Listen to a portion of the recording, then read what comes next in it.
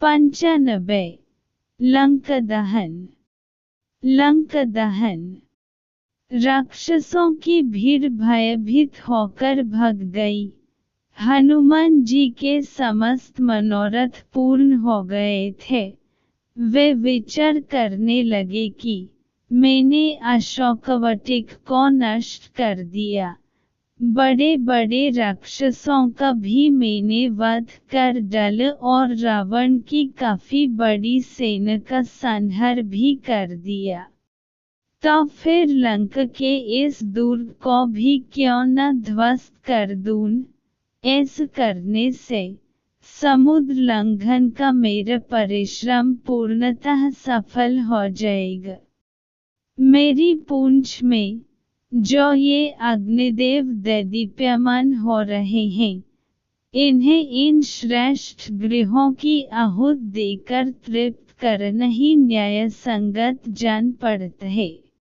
ऐसा सोचकर वे जलती हुई पूंछ के साथ लंक की ऊंची ऊंची अट्टलिकाओं पर चढ़ गए और विचरण करने लगे।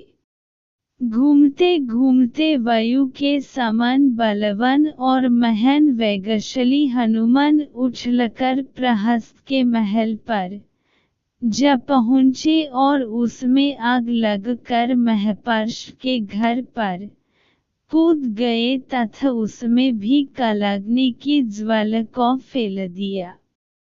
तत्पश्चात महातेजस्वी महाकपि ने क्रमशः वज्रदंष्ट्र, शुक, सारण, मेघनाद, जम्बुबली, सुमली, शोणिताक्ष, कुंभकर्ण, नरांतक, यजशत्रु, ब्रह्मशत्रु आदि प्रमुख राक्षसों के भवनों को अग्नि की भेंट चढ़ दिया।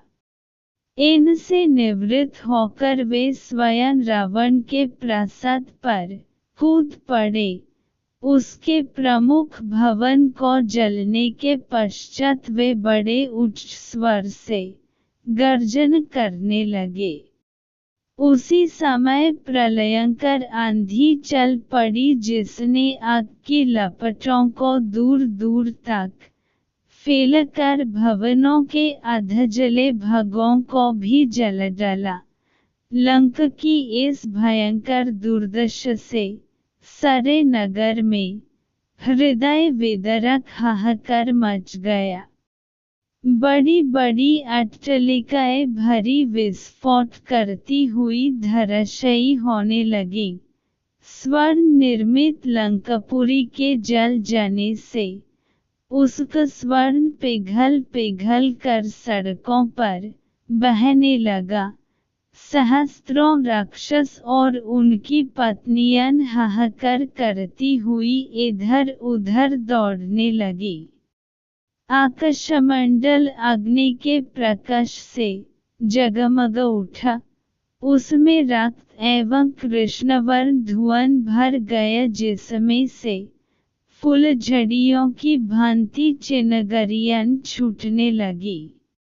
इस भयंकर ज्वाला में सहस्त्रों राक्षस जल गए और उनके जले अधजले शरीरों से भयंकर दुर्गंध फैलने लगी। संपूर्ण लंकापुरी में केवल एक भवन ऐसा था जो अग्नि के प्रकोप से सुरक्षित था, और वह था नीतिवान विभीषण का प्रासाद।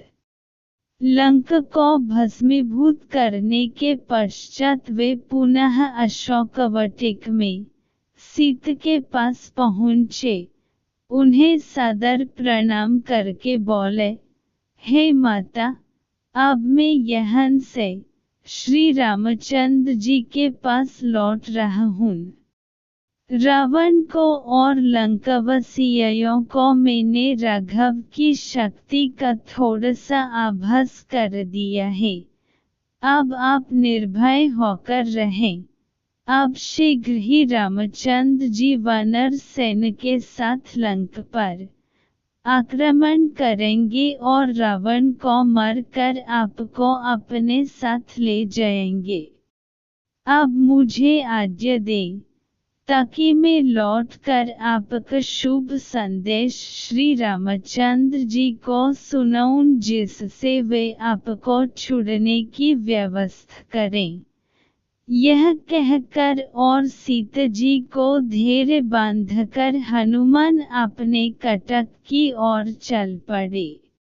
जनकनंदिनी से विदा लेकर तीव्र वेग से विशाल सागर को पार करते हुए हनुमान वापस सागर के उस तट पर पहुँचे जहाँ असंख्य वानर जांबवंत के और अंगद के साथ उनकी प्रतीक्षा में आंखें बिछाए बैठे थे। अपने साथियों को देखकर हनुमान ने आकाश में ही भयंकर गर्जन की, जिसे सुनकर जांबवंत ने प्रसन्नतापूर्वक कहा, मित्रों, हनुमान की इस गर्जन से प्रतीत होता है कि वे अपने उद्देश्य में सफल होकर लौटे हैं।